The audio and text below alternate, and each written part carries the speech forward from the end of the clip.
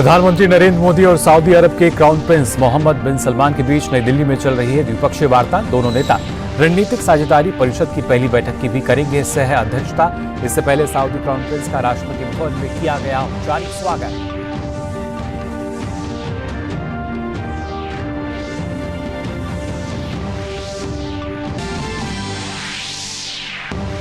पूर्वी उत्तर प्रदेश में आज भी भारी बारिश। लखनऊ में कई स्थानों पर जल भराव, सभी स्कूलों में अवकाश घोषित। उत्तराखंड के 12 जिलों के अलग अलग इलाकों में भारी बारिश का येलो अलर्ट जारी।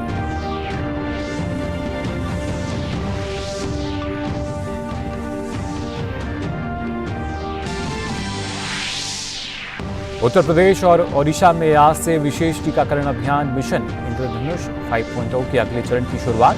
गर्भवती महिलाओं और 5 वर्ष तक के बच्चों का होगा टीकाकरण।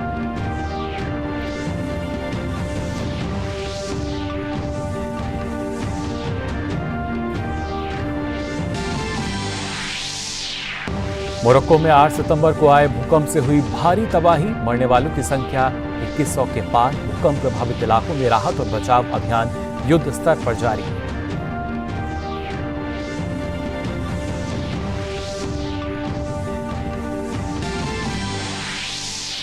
और एशिया कप में आज रिजर्व डे पर पाकिस्तान के खिलाफ अपनी पारी को आगे बढ़ाएगी टीम इंडिया। कल बारिश बाधित मैच में 24.1 ओवर ही खेल पाई भारतीय टीम। विराट कोहली 8 और केएल राहुल 17 रन बनाकर क्रीज पर मौजूद।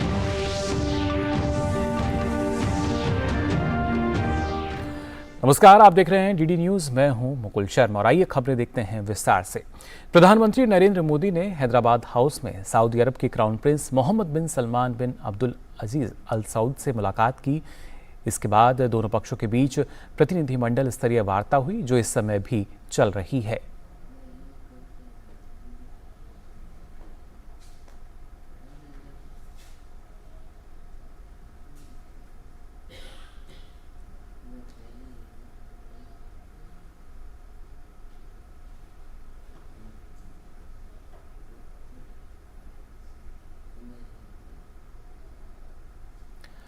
इससे पहले सऊदी अरब के प्रधानमंत्री और क्राउन प्रिंस मोहम्मद बिन सलमान का राष्ट्रपति भवन में औपचारिक स्वागत किया गया। कार्यक्रम के दौरान उन्होंने राष्ट्रपति द्रौपदी मुर्मू, प्रधानमंत्री नरेंद्र मोदी और अन्य मंत्रियों से भी मुलाकात की।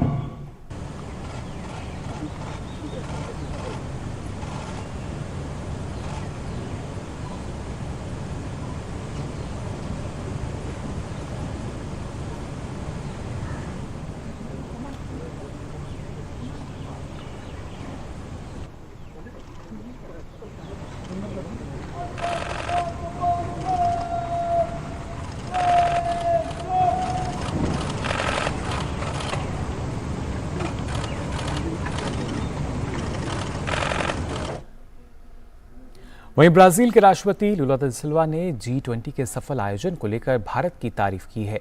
एक प्रेस वार्ता में लुला दा सिल्वा ने कहा कि मैं शिखर सम्मेलन को असाधारण रूप से अच्छे ढंग से आयोजन करने के लिए भारत को बधाई देना चाहता हूं। हमें भारतीय लोगों से बहुत गर्मजोशी मिली है। लुला दा सिल्वा ने कहा कि ब्राजील अगले साल G20 की मेजबानी करेगा। हम चाहते हैं कि बड़ी संख्या में कार्यक्रम आयोजित करने के लिए ब्राजील के कई शहरों का इस्तेमाल किया जाए। लुला दा सिल्वा ने कहा कि G20 शिखर सम्मेलन की मेजबानी करना ब्राजील के लिए एक बहुत बड़ी जिम्मेदारी है। शिखर सम्मेलन के दौरान असमानता के मुद्दे को मुख्य मुद्दे के रूप में रखेंगे। स्वच्छ ऊर्जा के उत्पादन में ब्राजील में असाधारण क्षमता है। लुला दा सिल्वा ने कहा कि हम बहुपक्षीय संस्थानों के सुधार पर भी चर्चा करने जा रहे हैं। हम संयुक्त राष्ट्र सुरक्षा परिषद की स्थायी सदस्यता पर भी चर्चा करना चाहते हैं। उन्होंने कहा कि आशा है कि जब ब्राजील में शिखर सम्मेलन होगा तो रूस यूक्रेन युद्ध समाप्त हो चुका होगा और हम सामान्य स्थिति में वापस आ जाएंगे। आपको बता दें, राजधानी दिल्ली में 9 से 10 सितंबर को 18वां G20 शिखर सम्मेलन सफलतापूर्वक संपन्न हो गया। भारत मंडपम में हुआ ये सम्मेलन ऐतिहासिक रहा और दुनिया भर में इसकी चर्चा हो रही है। साथ ही G20 शिखर सम्मेलन के दौरान नई दिल्ली में भारत पश्चिम एशिया यूरोप कॉरिडोर स्थापित करने की घोषणा की गई थी। इजराइल के प्रधानमंत्री बेंजामिन नेतन्याहू ने कॉरिडोर की घोषणा की प्रशंसा की है। उन्होंने कहा कि यह इतिहास में सबसे बड़ी सहयोग परियोजना है। यह पश्चिम एशिया और इजराइल के साथ ही पूरे विश्व को फायदा पहुंचाएगी। इसे चीन के बेल्ट एंड रोड इनिशिएटिव के विकल्प के रूप में देखा जा रहा है। नेतन्याहू ने कहा कि इजराइल इस परियोजना को साकार करने के लिए अपनी क्षमताओं, अनुभवों का योगदान देगा। नई दिल्ली में आयोजित हुए G20 सम्मेलन से जुड़ी खबरें दुनिया भर के मीडिया में छाई हुई हैं। अमेरिकी मीडिया ने भी इसे प्रमुखता से प्रकाशित किया है। अमेरिकी मीडिया में लिखे गए लेखों में परोक्ष रूप से भारतीय कूटनीति को सराहा गया है। दरअसल यूक्रेन युद्ध के चलते संयुक्त घोषणा पत्र पर आम सहमति बनाना चुनौतीपूर्ण था, लेकिन भारत ने अपने कूटनीतिक कौशल से इस मुश्किल काम को भी अंजाम दे दिया। वहीं पीएम मोदी ने दुनिया के सामने भारत की क्षमताओं को अच्छे से पेश किया। उन्होंने भारत को दुनिया की सबसे तेजी से विकास करती अर्थव्यवस्था और युवा कार्यशक्ति वाले देश के रूप में G20 देशों के सामने प्रस्तुत किया। अमेरिकी मीडिया ने विदेशी नीति के हवाले से लिखा कि पिछले राष्ट्रपतियों की तरह जो बाइडेन भी भारत को अमेरिका के करीब लाने की कोशिश करते दिखे। केंद्रीय स्वास्थ्य मंत्री मनसुख मांडविया ने कहा कि 17 सितंबर को प्रधानमंत्री नरेंद्र मोदी के जन्मदिन के अवसर पर आयुष्मान भव अभियान की शुरुआत की जाएगी। उन्होंने कहा कि इस अभियान के तहत आरोग्य लक्ष्य सेवा का प्रचार प्रसार किया जाएगा। केंद्रीय स्वास्थ्य मंत्री ने कहा कि देश भर में करीब 1,17,000 से अधिक हेल्थ एंड वेलनेस सेंटर हैं। आयुष्मान भव अभियान के तहत इन सभी सेंटर्स पर आयुष्मान मेला लगाया जाएगा और इसमें सभी गरीब और मध्यम वर्ग के लोगों का उपचार होगा। उन्होंने कहा कि देश के सभी स्वास्थ्य संस्थानों में स्वच्छता अभियान भी चलाया जाएगा। आज प्रधानमंत्री जी ने शोषितों के लिए काम किया, वंचितों के लिए काम किया, महिलाओं के लिए काम किया। तो जब प्रधानमंत्री जी का जन्मदिन 17 सितंबर है तो हमने तय किया कि 17 सितंबर से एक पखवाड़ा तक हम आयुष्मान भव अभियान चलाएंगे। देश में 1,17,000 से अधिक हेल्थ एंड वेलनेस सेंटर है। तो हमने तय किया है कि सभी हेल्थ एंड वेलनेस सेंटर पर आयुष्मान मेला लगेगा और ये आयुष्मान मेला में सभी गरीब और मध्यम वर्ग के लोगों को वहां उपचार होगा। गांव में हेल्थ के लिए जो एक भी ट्यूबरक्लोसिस के पेशेंट ना हो, यानी कि टीबी से मुक्त हो गया हो, ये आयुष्मान भारत योजना के उसके जो 3 पिलर आपने कहा, एक हेल्थ मेला, एक आयुष्मान कार्ड और आयुष्मान सभा, वो 3 पर हम काम करेंगे। वहीं मध्य प्रदेश के मुख्यमंत्री शिवराज सिंह चौहान ने ग्वालियर के श्री अचलेश्वर महादेव मंदिर में पूजा अर्चना की। इस दौरान उनके साथ केंद्रीय मंत्री ज्योतिरादित्य सिंधिया भी मौजूद रहे। गोवा के मुख्यमंत्री प्रमोद सावंत ने मध्य प्रदेश के उज्जैन के महाकाल मंदिर में पूजा अर्चना की। प्रमोद सावंत महाकाल मंदिर में भगवान की अलौकिक भस्म आरती में शामिल हुए। दर्शन के बाद प्रमोद सावंत ने कहा कि मैं यहाँ बाबा महाकाल के दर्शन के लिए आया था और सभी की खुशहाली के लिए प्रार्थना की।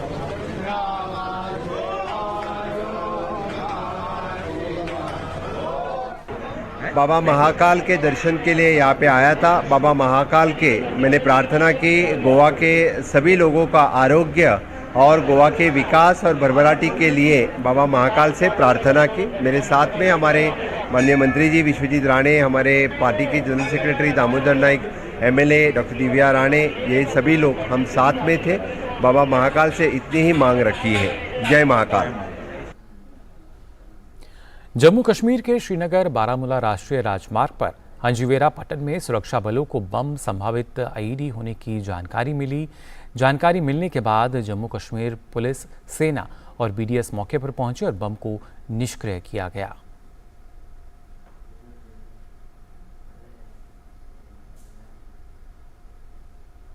असम के मुख्यमंत्री हेमंत बिस्वा शर्मा ने असम विधानसभा के नए भवन के परिसर में महात्मा गांधी की प्रतिमा का अनावरण किया।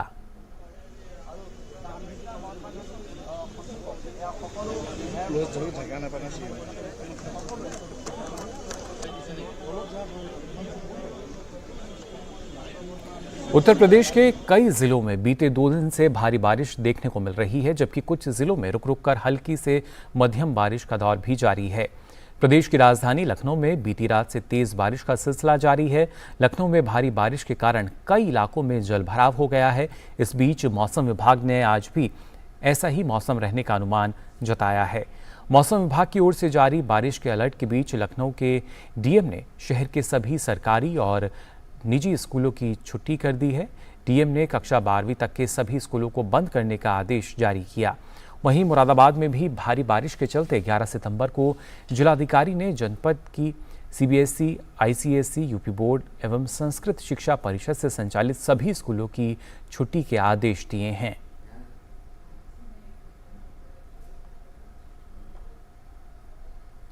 वहीं उत्तराखंड में भी मौसम विभाग ने एक बार फिर से बारिश को लेकर अलर्ट जारी किया है। मौसम विभाग केंद्र ने देहरादून समेत 11 जिलों में तेज बारिश का येलो अलर्ट जारी किया है। नैनीताल, बागेश्वर, देहरादून और चमोली में आज और कल येलो अलर्ट रखा गया है। बता दें कि भारी बारिश के कारण पागलनाला के पास सड़क पर मलबा आने के कारण बद्रीनाथ राष्ट्रीय राजमार्ग बंद हो गया है। वहीं राष्ट्रीय राजधानी समेत कई राज्यों में मौसम का मिजाज बदल गया है। दिल्ली और राजस्थान में बारिश से मौसम सुहाना हो चुका है। बारिश से दिल्ली का पारा सामान्य से 5 डिग्री सेल्सियस तक नीचे चला गया। दिल्ली में पिछले 24 घंटे में 38.6 मिलीमीटर बारिश दर्ज हुई। सुबह भी राजधानी के कई इलाकों में बारिश हुई। उधर राजस्थान में भारी बारिश के चलते झांसी मंडल के हेतमपुर धौलपुर के बीच झांसी दिल्ली ट्रैक जो है वो धंस चुका है। ट्रैक के नीचे से मिट्टी और इसके गिट्टी धंस जाने के बाद आनन फानन में ट्रेनों को जहां तहां रोका गया। इसके चलते करीब 4.5 घंटे तक रेल यातायात प्रभावित रहा। वहीं वंदे भारत, शताब्दी, गतिमान और राजधानी समेत 20 ट्रेनें घंटों लेट रहीं। उत्तर प्रदेश और ओडिशा में आज से विशेष टीकाकरण अभियान मिशन इंद्रधनुष 5.0 के अगले चरण की शुरुआत होगी। इस मिशन के तहत 5 साल से कम उम्र के सभी बच्चों और गर्भवती महिलाओं को टीके की खुराक दी जाएगी। टीकाकरण के जरिए कई गंभीर बीमारियों जैसे टिटनेस, पोलियो, तपेदिक, गलाघोंटू, काली खांसी, हेपेटाइटिस बी, पीलिया, हिप न्यूमोनिया, मेनिंजाइटिस, दिमागी बुखार, रोटावायरस, डायरिया एवं खसरा, रुबेला से बचाव किया जाएगा। और इसी के साथ ही बुलेटिन में वक्त हो चला एक छोटे से ब्रेक का। आप बने रहिए डीडी न्यूज पर। शेयर मार्केट में इन्वेस्ट करें, गारंटीड रिटर्न से लाखों कमाएं। ये लिमिटेड ऑफर सिर्फ आपके लिए। नागिन की आंख में कैमरा फिट होता है। तुम भी क्या बकवास में यकीन करती हो? आप भी तो वही कर रहे हो पापा। शेयर मार्केट में कोई गारंटीड रिटर्न्स का वादा नहीं कर सकता। ऐसा कोई मैसेज, मेल या एड दिखे तो समझिए गलत है। ऐसे स्कीम निवेशक के साथ धोखा है और कानूनन अपराध भी। कितनी बार तो समझाया आपको। समझकर इन्वेस्ट कर। ब्रेक के बाद आप सभी का एक बार फिर स्वागत डीडी न्यूज पर। आइए खबरों में आगे बढ़ते हैं। तमिलनाडु के तिरुपथुर में आज सुबह भीषण सड़क हादसा हुआ। यहां फुटपाथ पर बैठे 7 लोगों की वैन से कुचलने के बाद मौत हो गई। बताया जा रहा है कि जब ये वैन सड़क के किनारे खड़ी थी, ठीक उसी दौरान लॉरी ने इसे पीछे से टक्कर मार दी, जिससे यहां वैन फुटपाथ पर बैठे लोगों को कुचलती चली गई। पुलिस के मुताबिक जिस वैन से यह हादसा हुआ वह फुटपाथ पर बैठे लोगों को ही ले जा रही थी। हालांकि रास्ते में कुछ खराबी आ जाने की वजह से वो सभी इससे उतरकर सड़क किनारे बैठ गए थे। और बात करते हैं मोरक्को की, जहां पिछले 6 दशकों में आए सबसे भीषण भूकंप से अब तक 2100 से अधिक लोगों की मौत हो चुकी है। वहीं लगभग 2400 से अधिक लोगों को घायल होने की खबर है, जिनमें 1400 के करीब लोगों की हालत गंभीर बताई जा रही है। इस भूकंप से जानमाल के नुकसान के साथ ही मोरक्को की सांस्कृतिक धरोहर को भी काफ़ी नुकसान पहुंचा है। स्थानीय मीडिया ने 12वीं सदी की मस्जिद के ढहने की खबर दी है। भूकंप से कई शहर बुरी तरह तबाह हो चुके हैं। भूकंप से बचे लोगों को काफ़ी मुसीबतों का सामना करना पड़ रहा है। लोग आश्रय के लिए भटक रहे हैं। उनके सामने खाने पीने की भी मुश्किलें पैदा हो गई हैं। अभी भी कई लोगों के मलबों के नीचे दबे होने की आशंका जताई जा रही है। भूकंप प्रभावित इलाकों में बचाव अभियान जारी है। सरकार द्वारा 3 दिन के राष्ट्रीय शोक का ऐलान भी किया गया है। वहीं विश्व स्वास्थ्य संगठन ने भूकंप से 3 लाख लोगों के प्रभावित होने का अनुमान जताया है। अमेरिकी राष्ट्रपति जो बाइडेन ने अपने वियतनाम दौरे पर हिंद प्रशांत के देशों में स्थायित्व की प्रतिबद्धता जताई है। उन्होंने कहा कि अमेरिका शुरू से ही अपने हिंद प्रशांत क्षेत्र के देशों में स्थायित्व चाहता है। We have an opportunity to strengthen alliances around the world to maintain stability. That's what this trip was all about. Having India cooperate much more with the United States, be closer with the United States, Vietnam being closer with the United States. It's not about containing China. It's about having a stable base in the Indo-Pacific. अमेरिकी राष्ट्रपति ने कहा कि भारत की अर्थव्यवस्था दुनिया में तेजी से बढ़ रही अर्थव्यवस्थाओं में शुमार है और वे इससे खुश हैं। India today, so it's not like there's a crisis if I don't personally speak to him. It'd be better if I did, but I think, look, this is not a criticism. It's an observation. He has his hands full right now. He has overwhelming unemployment with his youth. One of the major economic tenets of his plan isn't working at all right now. I'm not happy for that. ADB यानी Asian development bank ने green financing facility के तहत भारत को रियायती ब्याज दरों पर loan देने की घोषणा की है। G20 शिखर सम्मेलन में भाग लेने के लिए दिल्ली आए एडीबी अध्यक्ष मासासुगु अस्कावा ने वित्त मंत्री निर्मला सीतारमण से बातचीत भी की है। इस दौरान उन्होंने कहा कि वह भारत के विजन पाने के लिए ग्रीन फाइनेंसिंग फैसिलिटी के तहत रियायती ब्याज दरों पर लोन देगा। साथ ही उन्होंने G20 में भारत के agenda one earth one family one future को सराहा। उन्होंने पीएम मोदी के विजन को भारत के लिए एडीबी कंट्री पार्टनरशिप स्ट्रेटेजी 2023 से 2027 के तहत सपोर्ट करने की बात कही। इसमें पीएम गति शक्ति, ग्रीन हाइड्रोजन हब आदि को समर्थन दिया। इसके साथ ही मासासुगु अस्कावा ने पीएम मोदी के विजन को भारत के लिए एडीबी कंट्री पार्टनरशिप स्ट्रेटेजी 2023 और 2027 के तहत सपोर्ट भी किया। और आइए अब नजर डालते हैं कारोबार जगत की सुर्खियों पर फटाफट अंदाज में। केंद्र सरकार कारीगरों और श्रमिकों को प्रोत्साहन देने के लिए तैयार है। 17 सितंबर को पीएम विश्वकर्मा योजना की शुरुआत की जाएगी। प्रधानमंत्री नरेंद्र मोदी राष्ट्रीय राजधानी में India international convention and expo centre Dwarka में इस योजना का शुभारंभ करेंगे। अंतर्राष्ट्रीय बाजार में कच्चे तेल की कीमतों में गिरावट का सिलसिला थमा हुआ है। आज ब्रेंट क्रूड ऑयल $90 प्रति बैरल से ऊपर कारोबार कर रहा है। शोध फर्म स्टील मिंट के मुताबिक 2023 की पहली 6 माही यानी कि जनवरी जून में भारत ने 6.61 करोड़ टन कच्चे स्टील का उत्पादन किया है। ये पिछले साल की समान अवधि की तुलना में 5% अधिक है। भारतीय रिजर्व बैंक जल्द ही सेंट्रल बैंक डिजिटल करेंसी यानी CBDC का इंटर बैंक लेन देन में पायलट प्रोजेक्ट अक्टूबर में शुरू करेगा। बता दें कि होलसेल CBDC, जिसे डिजिटल रूपी होलसेल के नाम से भी जाना जाता है, इसे 1 नवंबर 2022 में लॉन्च किया गया था। इस हफ्ते भारतीय शेयर बाजार गुलजार रहने वाला है। इस हफ्ते शेयर बाजार में fintech company Zaggle prepaid ocean services limited का IPO खुलने जा रहा है। RBI ने वित्त वर्ष 2023-24 के लिए सॉवरेन गोल्ड बॉन्ड की दूसरी सीरीज जारी कर दी है। सॉवरेन गोल्ड बॉन्ड स्कीम के तहत सस्ता सोना खरीदने के लिए 11 सितंबर से 15 सितंबर तक स्कीम सदस्यता के लिए खुली रहेगी।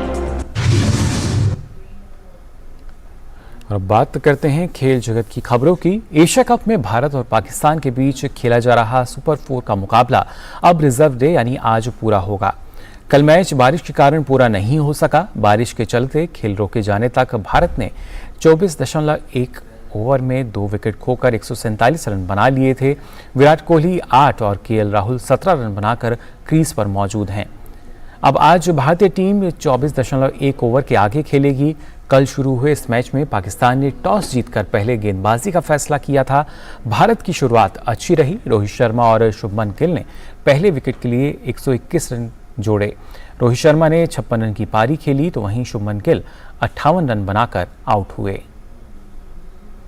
नोवाक जोकोविच ने यूएस ओपन 2023 का पुरुष एकल खिताब जीत लिया है। उन्होंने फाइनल मैच रूस के डेनिल मेदवेदेव को हराया। इस जीत के साथ ही जोकोविच ने ऑस्ट्रेलिया की मार्गरेट कोर्ट के सर्वकालिक 24 ग्रैंड स्लैम जीतने के रिकॉर्ड की बराबरी भी कर ली है। जोकोविच मौजूदा सीजन में 4 ग्रैंड स्लैम खिताब में से 3 अपने नाम कर चुके हैं। सर्बिया के स्टार टेनिस खिलाड़ी नोवाक जोकोविच ने यूएस ओपन 2023 के पुरुष एकल का खिताब अपने नाम कर लिया है। प्रतियोगिता के फाइनल मुकाबले में जोकोविच ने रूस के डेनिल मेदवेदेव को 6-3, 7-6, 6-3 के अंतर से हराकर खिताब पर अपना कब्जा जमाया। इस जीत के साथ ही जोकोविच के नाम 24 ग्रैंड स्लैम खिताब हो गए हैं। इसके साथ ही उन्होंने ऑस्ट्रेलिया की मार्गरेट कोर्ट के सर्वकालिक 24 ग्रैंड स्लैम जीतने के रिकॉर्ड की बराबरी भी कर ली। यूएस ओपन के खिताबी मैच के पहले सेट को जोकोविच ने 6-3 के अंतर से आसानी से अपने नाम कर लिया। इसके बाद दूसरे सेट में जोकोविच और मेदवेदेव के बीच कड़ी टक्कर देखने को मिली, जो 1 घंटे 44 मिनट तक चली। हालांकि जोकोविच ने धैर्य का परिचय देते हुए आखिर में इस सेट को भी 7-6 के अंतर से अपने नाम कर लिया। वहीं तीसरे सेट में जोकोविच ने मेदवेदेव को 6-3 से हराकर खिताब पर अपना कब्जा जमा लिया। जोकोविच के लिए मौजूदा सत्र शानदार रहा है। वे इस सीजन में 4 में से 3 ग्रैंड स्लैम जीत चुके हैं। इस साल की शुरुआत में ऑस्ट्रेलियन ओपन में जीत के साथ जोकोविच ने राफेल नडाल के 22 ग्रैंड स्लैम खिताब जीतने के रिकॉर्ड को पीछे छोड़ दिया था। इसके बाद उन्होंने फ्रेंच ओपन का खिताब अपने नाम किया। हालांकि उन्हें जुलाई में विंबलडन के फाइनल में हार का सामना करना पड़ा था और अब यूएस ओपन में शानदार जीत। इस जीत के साथ ही जोकोविच एक बार फिर दुनिया के नंबर 1 टेनिस खिलाड़ी बन जाएंगे। Sports desk, DD news. वहीं जर्मनी फुटबॉल टीम के कोच हैंसी फ्लिक को उनके पद से बर्खास्त कर दिया गया है। फ्लिक की बर्खास्तगी का फैसला जापान के खिलाफ मिली करारी हार के बाद लिया गया। शनिवार को जापान के खिलाफ जर्मनी को 1-4 से हार का सामना करना पड़ा था। इस हार के साथ ही हैंसी फ्लिक के नाम एक शर्मनाक रिकॉर्ड भी दर्ज हो गया। वे मैनेजर के पद से बर्खास्त होने वाले पहले मैनेजर बन गए हैं। जर्मनी ने अपने पिछले 5 मैचों में से 4 मैच गंवाए हैं। अगस्त 2021 में जोकिम लो की जगह लेने वाले फ्लिक की कोचिंग में जर्मनी की टीम 25 मैचों में सिर्फ 12 में ही जीत हासिल कर सकी। अब बात करते हैं पोषण को लेकर। पोषण माह भी चल रहा है। आहार हमारे स्वास्थ्य का आधार है। रोगों से बचाव के लिए आवश्यक है कि पोषण युक्त उचित आहार का सेवन किया जाए। आइए समझते हैं मिलेट से मिलने वाले पोषण से हमारे स्वास्थ्य के लिए क्या लाभ मिल सकते हैं। आयुर्वेद में मिलेट्स का सेवन स्वास्थ्य के लिए उत्तम माना गया है। आहार में फाइबर का होना आवश्यक है। मिलेट्स में भरपूर मात्रा में फाइबर उपस्थित होता है। इसके अतिरिक्त मिलेट्स पोषक तत्वों से भरपूर होते हैं, जो शरीर को सही पोषण प्रदान करते हैं। मिलेट्स के कई रूप हैं। मिलेट्स ये छोटे बीज वाले अनाज की वैरायटी है, जो कि दुनिया भर में हजारों साल पहले से ही उगाई जा रही है। हमने ये देखा है कि ह्यूमन हेल्थ और प्लैनेट हेल्थ दोनों के लिए ये बहुत लाभदायक है। तो मिलेट्स फिर से हमारे डेली डाइट में हम कोशिश कर रहे हैं कि ये वापस लाए जाएं। तो मिलेट्स की 3 वैरायटी होती हैं। मेजर मिलेट्स जो ज्वार, बाजरा, रागी है, और लिटिल मिलेट्स जो जिन्हें हम झंगोरा, चीना के नाम से जानते हैं, और सूडो मिलेट्स जो मिलेट्स की तरह हैं, जो कि चौलाई और कुटुक का आटा बना करके हम उपयोग करते हैं। मिलेट्स का सेवन करने से सभी आवश्यक पोषक तत्व हमारे शरीर में प्राकृतिक तरीके से पहुंच जाते हैं और जितनी मात्रा में उनकी जरूरत होती है, हमारा शरीर उतनी मात्रा को अवशोषित कर लेता है और बाकी मल के रूप में बाहर निकल जाते हैं। मिलेट्स का सेवन करना स्वास्थ्य के लिए कई मायनों में लाभदायक है। एक तो इसमें फाइबर की मात्रा बहुत और राइस और वीट के मुकाबले काफ़ी ज़्यादा होती है, और फाइबर के हमारे जो बेनिफिट्स हैं वो कई सारे हैं। ये सिर्फ पेट की बीमारियों के लिए नहीं, लेकिन इम्यूनिटी के लिए भी बहुत महत्वपूर्ण माना जाता है। दूसरा, मिलेट्स को उपयोग करने के वजह से डायबिटिक्स में जो ब्लड शुगर का उतार चढ़ाव होता है वो कम हो सकता है। तीसरी बात है कि इनमें मिनरल्स की मात्रा काफ़ी अच्छी होती है, जैसे आयरन की मात्रा, कैल्शियम की, फास्फोरस की, मैग्नीशियम की। और आइए आपको सीधे ले चलते हैं भारतीय जनता पार्टी की एक प्रेस कॉन्फ्रेंस में, जहां पे इस वक्त संबोधन किया जा रहा है। सवाई सिंह चौधरी जी, इस अवसर पर हम लोगों के मध्य भारतीय जनता पार्टी के राष्ट्रीय महामंत्री आदरणीय अरुण सिंह जी हम लोगों के मध्य हैं। भारतीय जनता पार्टी राजस्थान के अध्यक्ष आदरणीय सीपी जोशी जी हम लोगों के मध्य हैं। हमारे बहुत ही लोकप्रिय सांसद भगीरथ चौधरी जी हम लोगों के मध्य हैं। सर्वप्रथम मैं आदरणीय अरुण सिंह जी और अपने राजस्थान के अध्यक्ष सीपी जोशी जी से आग्रह करूंगा कि आप ज्योति मिर्धा जी का भारतीय जनता पार्टी में स्वागत करें, पार्टी की सदस्यता की पर्ची देकर और बुके देकर उनका स्वागत करें।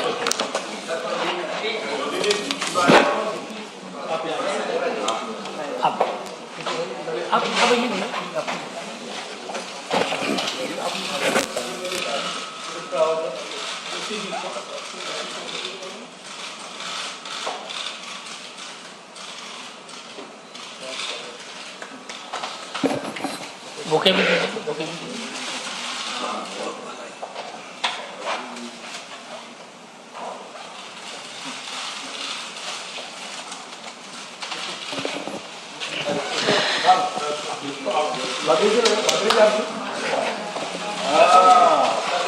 मेरा आदरणीय अरुण सिंह जी और सीपी जोशी जी से आग्रह है कि सवाई सिंह चौधरी जी को भी पार्टी की सदस्यता की पर्ची देकर उनका अभिनंदन करें।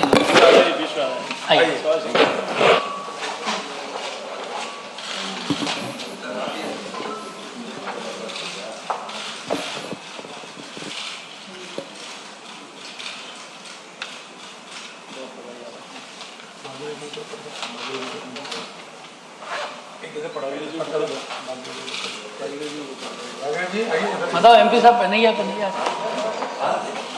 बुके दे दीजिए उनको।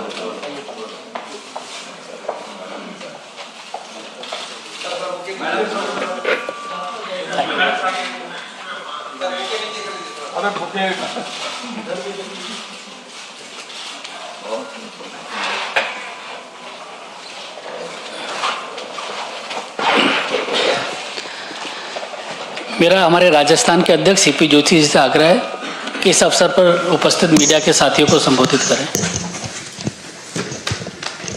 भारतीय जनता पार्टी के राष्ट्रीय महासचिव और राजस्थान के प्रभारी माननीय अरुण सिंह जी,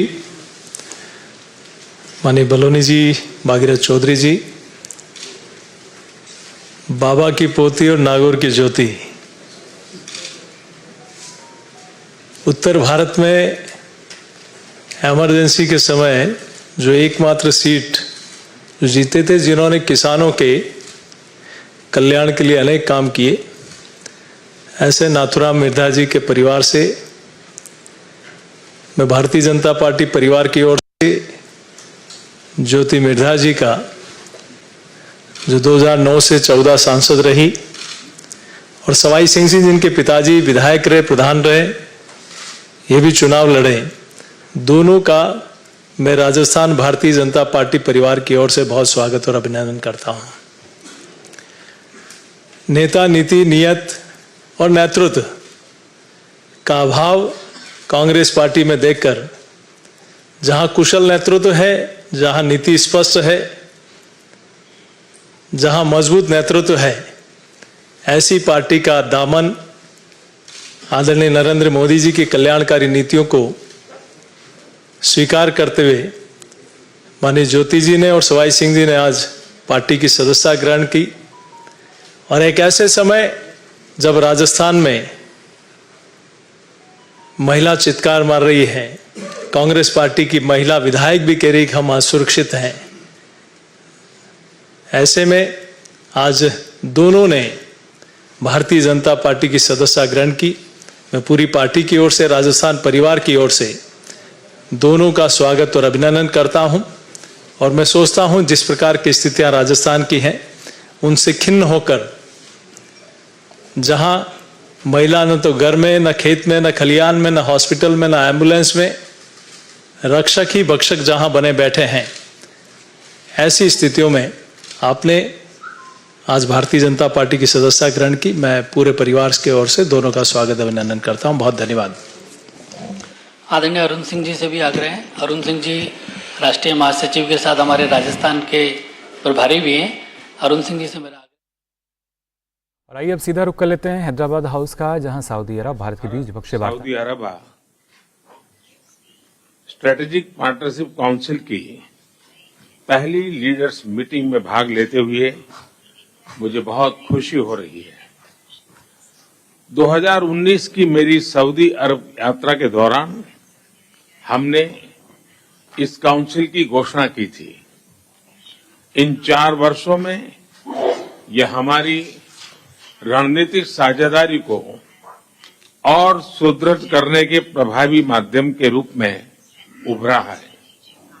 मुझे खुशी है कि इस काउंसिल के अंतर्गत दोनों कमेटी की कई बैठकें हुई हैं, जिनसे हर क्षेत्र में हमारा आपसी सहयोग निरंतर बढ़ रहा है। बदलते समय की जरूरतों के अनुसार हम हमारे संबंधों में नए और आधुनिक आयाम जोड़ रहे हैं। भारत के लिए सऊदी अरब हमारे सबसे महत्वपूर्ण स्ट्रेटेजिक पार्टनर में से एक है। विश्व की 2 बड़ी और तेज गति से बढ़ने वाली अर्थव्यवस्थाओं के रूप में हमारा आपसी सहयोग पूरे क्षेत्र की शांति और स्थिरता के लिए महत्वपूर्ण है। हिज रॉयल हाइनेस के साथ बैठक के हमने हमारी करीबी साझेदारी को नेक्स्ट लेवल पर ले जाने के लिए कई इनिशिएटिव की पहचान की है। आज की हमारी बैठक से हमारे संबंधों को एक नई ऊर्जा, एक नई दिशा मिलेगी और हमें मिलकर मानवता की भलाई के लिए काम करते रहने की प्रेरणा मिलेगी। कल हमने मिलकर भारत, पश्चिम एशिया और यूरोप के बीच इकोनॉमिक कॉरिडोर स्थापित करने के लिए ऐतिहासिक शुरुआत की है। इसी कॉरिडोर से केवल दोनों देशों ही आपस में नहीं जोड़ेगा, परंतु एशिया, पश्चिम एशिया और यूरोप के बीच आर्थिक सहयोग, ऊर्जा के विकास और डिजिटल कनेक्टिविटी को बल देगा। योर रॉयल हाइनेस, आपके नेतृत्व में और आपके विजन 2030 के माध्यम से सऊदी अरब जिस तेजी से आर्थिक और सामाजिक प्रगति कर रहा है, उसके लिए मैं हृदय से आपका बहुत बहुत अभिनंदन करता हूं।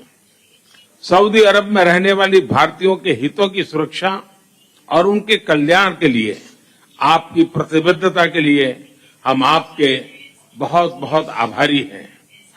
भारत और सऊदी अरब की मित्रता क्षेत्रीय और वैश्विक स्थिरता, समृद्धि और मानव कल्याण के लिए महत्वपूर्ण है। मैं एक बार फिर हिज रॉयल हाइनेस और आप सभी का G20 समिट की सफलता में योगदान देने के लिए बहुत बहुत धन्यवाद करता हूं। मैं अब आपको अपने ओपनिंग रिमार्क्स के लिए आमंत्रित करता हूं।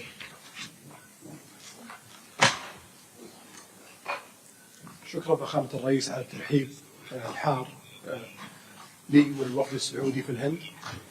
الهند بلد صديق، علاقات تاريخية وطويلة جدا بين العرب والهند وبين الدولة السعودية والهند. Between Saudi Arabia also and India, beneficial relations for both countries. There was no disagreement at all during the history of this relationship, but there is cooperation to build the future of our country and create opportunities. Today we're working on the future opportunities. There is a huge agenda to be working with.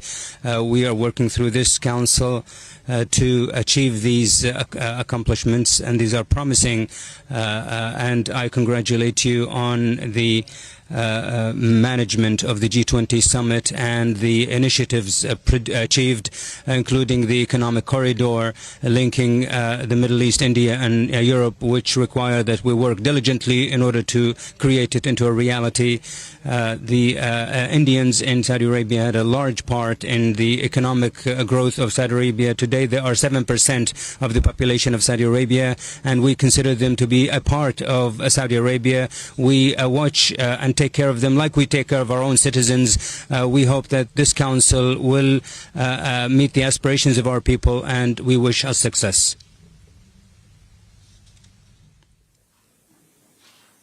बहुत बहुत धन्यवाद राजेश। अब media के मित्रों को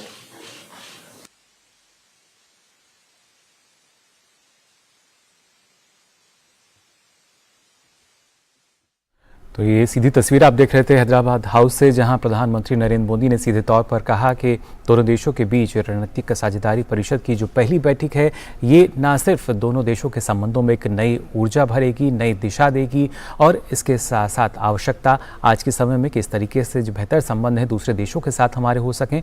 और वहीं Saudi अरब की तरफ से भी यही बयान दिया गया कि भारत ने जिस तरीके से G20 का शिखर सम्मेलन का सफल आयोजन किया, उसके लिए न सिर्फ भारत जो है प्रशंसा का पात्र है, बल्कि जिस तरीके का पूरा प्रबंधन था और ख़ास तौर से जिस तरीके के जो इनिशिएटिव यहाँ लिए गए वो काफ़ी बढ़िया रहे, जिसके चलते एक सफलतापूर्वक शिखर सम्मेलन जो है उसका समापन किया गया।